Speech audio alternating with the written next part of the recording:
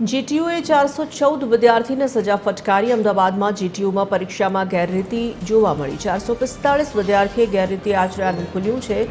જીટીયુએ 414 વિદ્યાર્થીની હિયરિંગ બાદ દોષિત જાહેર કરી સજા ફટકારી. 215 વિદ્યાર્થીને લેવલ 3ની સજા ફટકારવામાં આવી.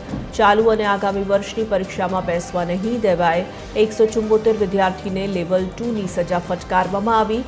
ચાલુ શૈક્ષણિક વર્ષની પરીક્ષામાં બેસવા પર પ્રતિબંધ લાગુ કરવામાં આવ્યો. વિદ્યાર્થીઓ સીસીટીવી ફૂટેજમાં ગેરરીતિ કરતા ઝડપાયા હતા. પરીક્ષામાં મોબાઈલ ફોનનો ઉપયોગ, કાપલી જેવા ગેરરીતિના કેસ નોંધાયા હતા.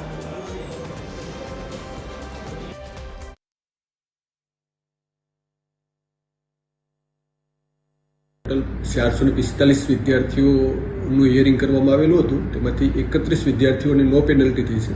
બાકીના તમામ વિદ્યાર્થીઓને જે યુએફએમના નિયમ છે તે અનુસાર જુદી જુદા લેવલની સજાઓ કરવામાં આવેલી છે. તેમાં લેવલ 3ની સજા એ 215 વિદ્યાર્થીઓને કરવામાં આવેલ છે, જ્યારે લેવલ 2ની સજા છે 174 વિદ્યાર્થીઓને કરવામાં આવેલ છે.